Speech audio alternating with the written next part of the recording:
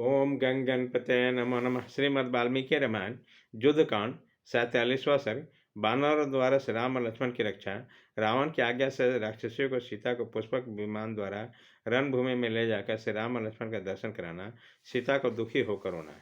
रावण कुमार इंद्रजीत जब अपना काम बनाकर लंका में चला गया, तब श्रेष्ठ बानर से रघुनाथ जी चारों ओर से घेर कर उसकी रक्षा करने लगे। हनुमान, अंगद, नील, सुसेन, कुमुद, नल, गज, गवाक्ष, गुवय, शरद, गंधमादन, जाम्बवान, ऋषभ, स्कंद, रंभ, शतबली, पृथु, ये सभी सावधान होकर अपनी सीता के व्यू रक्षा करके हाथों में वृक्ष ले सब ओर से पहरा देने लगे। वे सब बानर संपूर्ण दिशाओं से ऊपर नीचे अगल बगल भी देखते रहते थे तथा तिनकों के हिल जाने पर भी यही समझते थे कि राक्षस आ गए।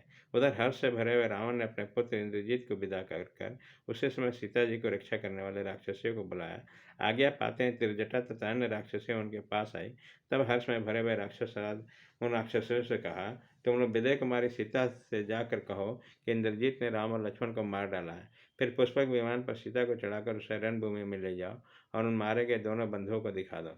जिसके आश्रय में गर्व से भरकर यह मेरे पास नहीं है, वह अपने पति अपने भाई के साथ युद्ध मुहाने में मारा गया। अब मिथिलेश कुमारी सीता को इसकी अपेक्षा नहीं रहेगी। वह शस्त्र आभूषणों से विभूषित हो भय और शंका को त्याग कर मेरी सेवा में उपस्थित होगी। आज रणभूमि में काल के अधीन हुए राम और लक्ष्मण को वो देखकर उसकी ओर से अपना मन हटा लेगी तथा दूसरे कोई आश्रय न देकर उधर से निराश होकर विशाल लोचना सीता स्वयं ही मेरे पास चली आएगी। दुरात्मा रावण की बात सुनकर वह सब राक्षसियाँ बहुत अच्छा कहकर उस स्थान पर गई जहाँ पुष्पक विमान था। रावण की आज्ञा से उस पुष्पक विमान को राक्षसियाँ अशोक वाटिका में बैठी हुई मिथिलेश कुमारी के पास ले आई। उन राक्षसियों ने पति के शोक से व्याकुल होकर सीता को तत्काल पुष्पक विमान पर चढ़ाया। सीता को पुष्पक विमान पर बैठाकर त्रिजटा सहित राक्षसियाँ श्री राम का लक्ष्मण का दर्शन करने के लिए चले। इस पर रावण ने उन्हें ध्वज पताल से अलंकृत लंकापुरी के ऊपर विचरण करवाया। इधर हर्ष बरस से भरे राक्षस रावण ने लंका में सर्वत्र घोषणा करा दी कि राम और लक्ष्मण रणभूमि में इंद्रजीत के हाथ मारे गए हैं।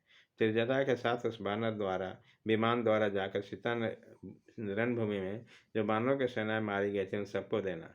उन्होंने मांस बच्चे राक्षसों को तो भीतर से प्रसन्न देखा और श्री राम और लक्ष्मण के पास खड़े हुए बानरों को अत्यंत दुख से पीड़ित है। तदंतर सीता ने बाण सैया पर सोए हुए दोनों भाई श्री राम और लक्ष्मण को भी देखा, जो बाणों से पीड़ित होकर संज्ञा सवन होकर पड़े थे।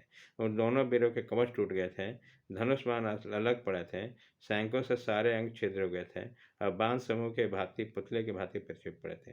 जो प्रमुख वीर समस्त पुरुषों में उत्तम थे, वो दोनों भाई कमलनयन राम और लक्ष्मण अग्निपुत्र कुमार शाख और विशाख के भांति शरण समूह में सो रहे थे।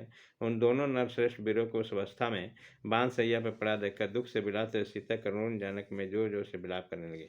निर्दोष अंगों वाली श्यामलोचना जनक नंदिनी सीता अपने पति श्री राम